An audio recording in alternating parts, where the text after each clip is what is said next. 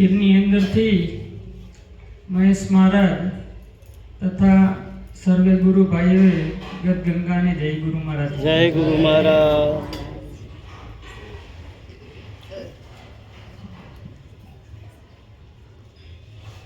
સંતોએ ગુરુ મહિમા ખૂબ ગાયો છે. અનાદિથી ગુરુ મહિમા ગવાતો પણ આવ્યો છે અને ગવાશે પણ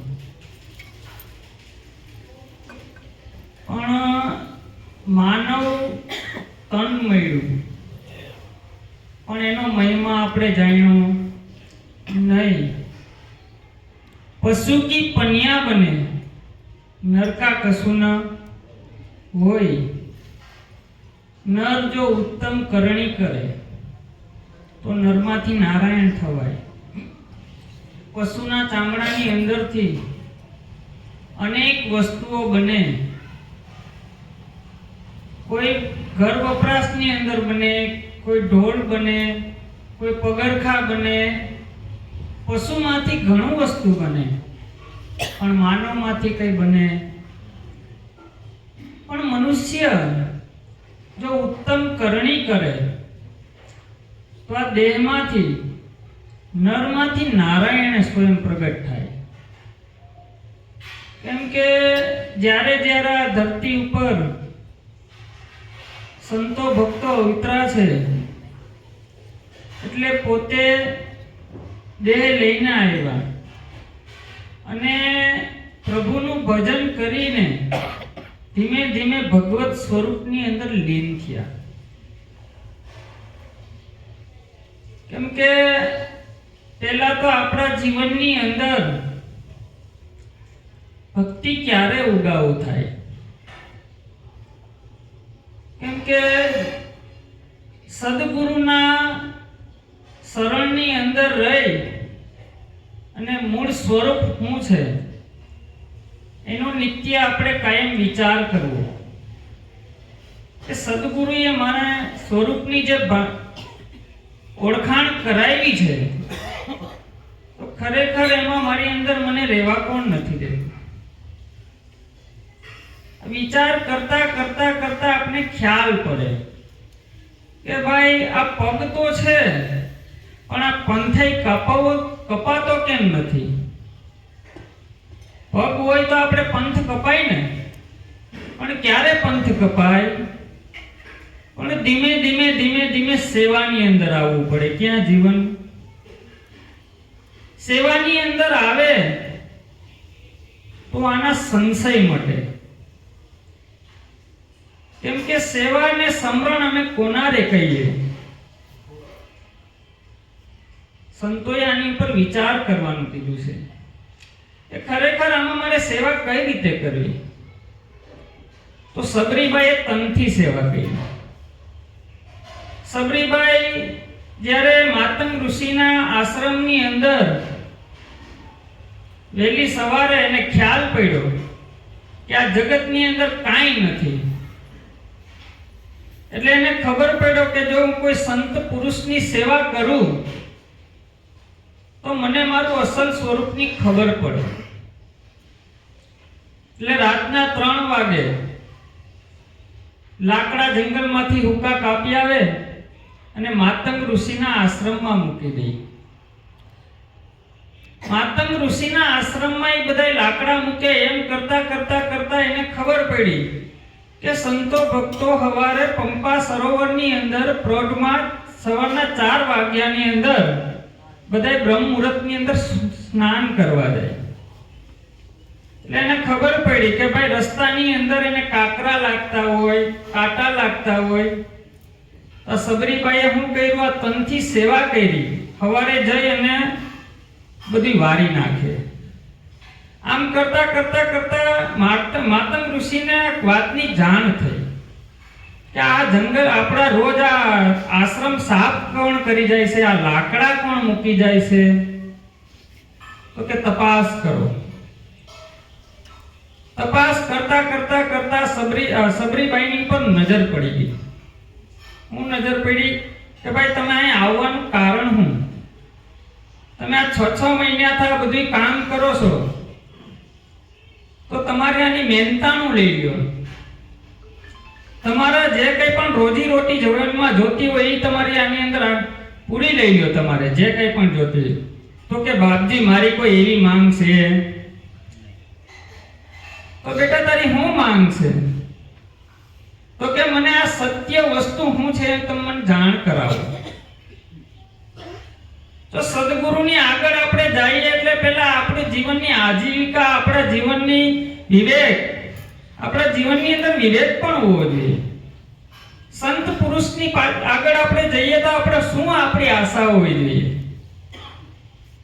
કોઈ દોલત, ધન, દીકરા, માલ મિલકત આવી બધી આપણી આશા હોય? કેમ કે ઈ તો આ જગતની અંદર આપણે રોજ ધંધો કરતા હોય તો ઈ તો આપણે કદાચ એવી મહેનત કરીએ તો પણ આપણે મળી જાય. પણ સંતો પાસે શું માંગવું આપણે એનો ખ્યાલ હોવો જોઈએ ને. કેમ કે સંશય નો મટે જીવનો. કેમ? સદગુરુ પાસે જઈએ તો કહેવાય કે આ તન મન ધન અને શીશ તમને અર્પણ કર્યા છે, હવે ડૂબાડો તોય તમે ભલે અને તારો તોય ભલે તમે, પણ તમારું શરણ દેજો. હું દેજો? જે કોઈ પણ મહાપુરુષો જાયગા છે એને કીધું છે કે સંત ચરણની અમને તમે આશા રાખજો, કે સંત ચરણમાં તમને વાસ દેજો. કેવો? દશેરા, ધનતેરસ, મારે આજ દિવાળી ગુરુજી મળ્યાનું મહાસુખ પામી. આપણે ક્ષણિક સુખની અંદર રોકાઈ ગયા છે. ક્ષણિક નાની નાની વાતની અંદર આપણું જીવન રોકાઈ ગયું છે. સબરીબાઈ એ જ કીધું કે બાપજી તમારું શરણ આપો. અને માતંગ ઋષિએ છેલ્લે કહી દીધું કે ભાઈ હવે મારી આ અવસ્થા થઈ ગઈ છે, પણ બેટા સબરી જા, દેહ થકી હું તને વચન આપું છું કે દેહ ધારી રામ તારા આંગણે આવશે. પણ સદગુરુના વચનની અંદર એને પરિપૂર્ણ ભરોસો બેહી ગયો. હું બેહી ગયો કે મારી ઘેર આજ રામ આવશે. કેવા? કાલ નહીં. સંતોના શબ્દોની અંદર મર્મ છુપાયેલો હોય. તારી ઘેર આજ રામ આવશે. કયો? બીજો કોઈ આવે? આપણી ઘરે કોણ આવે? આપણી ઘરે કોઈક મહેમાન આવ્યો હોય તો આપણે એમ દેખાય કે મારા મામા છે, મારા માસા છે. ખરેખર પરમાત્મા આવ્યો છે. કોણ આવ્યો છે? દેહ ઉપરથી દ્રષ્ટિ હટે. જે સાચો સાધક કોઈ આખો દી આનો અભ્યાસ કરે. કેવો કરે? હે માનવ તું એકવાર વિશ્વાસ કર. શું કીધું? આપ કવિ એટલું જ કીધું કે હે માનવ તું એકવાર મને વિશ્વાસ કરી લે. સમય બનીને કોણ આવે છે ભાઈ? ભિક્ષુક વેશ ધરું છું ત્યારે આ ઘર ઘરે હાથ હું જ લંબાવું છું ને. આપણે શું કે ભિખારી આવ્યા? આપણે પરમાત્માનું અપમાન કર્યું. આપણે પરમાત્માનું અપમાન કર્યું. આપણે કોક આપણી ઘરે મજૂરી કોક કામ કરવા આવ્યું હોય તો આપણે એને કે મજૂર આવ્યા. અરે પરમાત્મા છે, એનું અપમાન ન કરાય ભાઈ. હે માનવ તું વિશ્વાસ કરી લે. સમય બનીને હું જ સમજાવું છું. કેમ કે જીવનની અંદર સંશય નો જાય. સંશય નો જાય તો ભ્રમણા નો ભાંગે. ભ્રમણા ભાંગે તો ભ્રાંતિ તૂટે. ભ્રાંતિ તૂટે તો ભેદ તૂટે. એમ આપણે રામાયણની અંદર જ્યારે રામ અને લક્ષ્મણને આપણે નાકથી બાંધી દીધા હતા એટલે કહેવામાં આવ્યું ગરુડને કે તમે આને તમે મુક્ત કરો. અને ગરુડને સંશય જાગ્યો. બધા એમ કે રામ તમારો ઉદ્ધાર કરશે, રામ તમારો ઉદ્ધાર કરશે. પણ આ તો રામ ખુદ બંધાયેલા છે. અહીંયા તો મારે એને છોડાવવાનો વાર આવ્યો છે, તો આ કઈ રીતે મારો ઉદ્ધાર કરે? જો સંશય જાગ્યો. સંશયનો ક્યારેય કોઈ સમાધાન હોય નહીં. એટલે સંશય જાગ્યો કે હું જેને છોડાવવા આવ્યો છું એ ખુદ બંધનમાં છે, એ કઈ રીતે છૂટશે?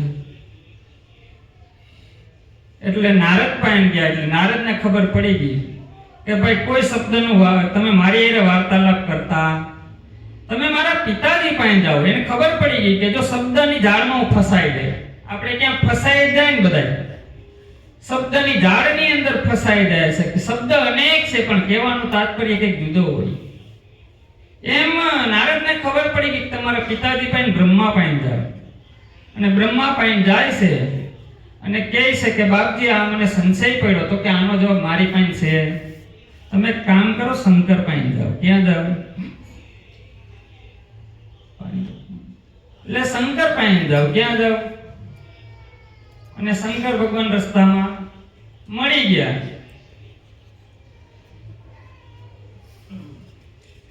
શંકર ભગવાન જેવા રસ્તામાં મળ્યા એટલે એમ કીધું કે બાપજી મારા જીવનની અંદર સંશય પડ્યો, મહારોગ લાગુ પડ્યો.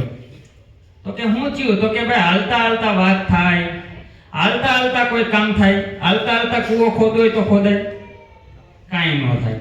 એટલે કે ભાઈ તું એક કામ કરો, સંતના શબ્દ કેવા હોય? ટૂંકા અને ટચ હોય. એક શબ્દની અંદર અનેક શબ્દોનું વર્ણન કરી દે. તો કે ભાઈ લાંબા કાળ સુધી તમે સંત સમાગમ કરો અને ભજન સત્સંગની અંદર લીન રહ્યો. લાંબા કાળ સુધી કરશો ત્યારે તમારા જીવનની અંદરથી મોહ અને સંશય ટળશે. પછી એને મોકલે ગરુડને કાક ભૂસંડી પાસે અને કહે છે કે પ્રથમ ભક્તિ સંત કર સત્સંગા. પહેલી ભક્તિ સંતની હોય. કોની હોય? સંતના શરણની અંદર આપણે જેમ સેમ હાજર રહેવું. એમાં કોઈ બાંધછોડ નહીં. કેમ કે સંશય ક્યારે જાય? સંશય જ્યારે આપણા જીવનની અંદરથી નિત્ય સત્સંગ અને સમાગમ થતા એક જીવન પ્રભુને અર્થે આપણું સમર્પિત થાય. સત્સંગ કરતા આપણે પ્રભુના દ્વાર સુધી સત્સંગ આપણે લઈ જાય. પછી શબ્દ ન્યા છૂટી જાય. પછી અવ્યક્તની અંદર સદગુરુ આને ગતિ કરાવે કે જોઈ લે ભાઈ, પેલા આની અંદર આપણે વિચાર જ કરવાનો છે કે સદગુરુએ જે મને બોધ આપ્યો છે એની અંદર હું પરિપૂર્ણ છું. આપણે સ્વયં પોતા ઉપર હાથ રાખીને વાત કરવાની. કેવી? કોઈને બતાવી આપણે દેવું. જેમ સેમ આપણા જીવનની અંદર બોધ ઉતરે છે કે નહીં? તો આપણે નાના મોટાના ભેદની અંદર આપણું જે જીવન છે તો ખરેખર આપણે અંદરથી નાના મોટાનો ભેદ નીકળ્યો છે. સદગુરુએ જે 5 સીલ બતાવ્યા છે એ 5 સીલની અંદર હું પરિપૂર્ણ છું. તો એની અંદર કોઈ મીન મેચ ન થાય. જો 5 સીલ આપણે કોઈ પણ રીતે આડી અવળે કરી શકીએ નહીં. એમાં સદગુરુએ કીધું કે ચોરી, દારૂ, જુગાર, માંસાહાર અને વ્યભિચાર, આ 5 સીલનું તમે પ્રતિજ્ઞા પાડો ને તો સ્વયં પરમાત્મા છો. આપણે ચોરી કરીએ એટલે દારૂ પીવાનું મન થાય કે નહીં? તો સંતોએ શબ્દો બહુ ખૂબ વિચારીને મૂક્યા છે. આપણે ચોરી કરીએ એટલે દારૂ પીવાનું મન થાય કે નહીં? દારૂ પીએ એટલે આપણે જુગાર રમવાનું મન થાય કે નહીં? જુગાર રમીએ એટલે આપણે માંસાહાર ખાવાનું મન થાય કે નહીં? માંસાહાર ખાઈએ એટલે આપણે અંદર શું ઊભો થાય? આ વિષય વિકારો ઊભો થાય. એટલે સંતોએ કીધું કે વ્યભિચાર, કામ. તો આ 5 સીલની અંદર કોઈ ફેરફાર આપણે ન કરીએ કે આપણે જરાય એમાંથી આડાઅવળું ન કરીએ કે એક શબ્દની અંદર સદગુરુએ બોધની અંદર એક શબ્દ આપણે વાટીને પાયો. કેવો? પણ આપણે એની કદર થતી નથી. કેમ કે આપણે ગરજ નથી. કેમ કે ગરજ જ્યારે જીવનમાં આવે ને એટલે એવી સોસોરે વાતું ભલે નર સાંભળે તોય નર એવા ને એવા. મારા ગુરુજીના વચન તમે હૃદય ધરો, કાં ફરો એવા ને એવા. તો સદગુરુ આને હથોડા મારે. કેવા મારે? જ્ઞાન રૂપી હથોડો લઈને અજ્ઞાન કાપી નાખે.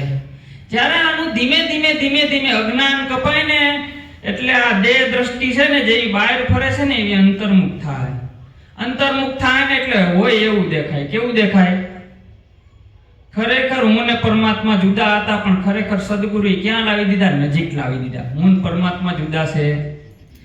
પહેલા તો આપણે એ વિચાર કરવાનો છે કે આપણે કોઈ પરમાત્માને ગોતવા નીકળ્યા છે તો ખરેખર પરમાત્મા અને હું જુદા છીએ? પરમાત્મા તમે હોય તો પરમાત્મા ક્યારેય મળે ખરા? એમ સદગુરુએ આને પોતાને ઓળખાવી દીધું કે જોઈ લે ભાઈ,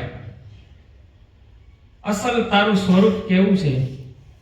જેને કોઈ શસ્ત્ર કાપે નહીં, અગ્નિ બાળે નહીં, પાણી પીંજવે નહીં, પવન સૂકવે નહીં, એવું આપણું અસલ સ્વરૂપ છે. આ દેહ છે એ તો જે ભાઈ આને જે કંઈ પણ આની આરે જન્મ મરણ લાગ્યું છે આ દેહની આરે તો છે જ, પણ જે આપણો આત્મ સ્વરૂપ છે એની આરે કોઈ આપણે કોઈ 5 તત્વ નથી, 3 ગુણ નથી, 4 અંતસ્કરણ નથી.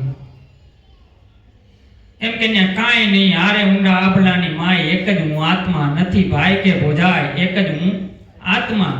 ખરેખર આપણે આત્માની અંદર છીએ કે દેહ દશાની અંદર છીએ? ખરેખર આખો દિવસની અંદર હું દિલીપભાઈ કેટલા વાર ઊભા થાઉં છું એ મારે વિચાર તો કરવો પડે ને કે હું દિલીપભાઈ છું ખરેખર. આ તો મારું છઠ્ઠીના દિવસે નામ પાડ્યું છે ભાઈ, બરોબર છે, વ્યવહારિક સત્ય બરોબર છે, પણ ખરેખર દિલીપભાઈ શું? આમ ભીતર પાછો વળે. કેવો વળે? જેવો ભીતર પાછો વળે ને એટલે એને જેવું હોય છે એવું દેખાય.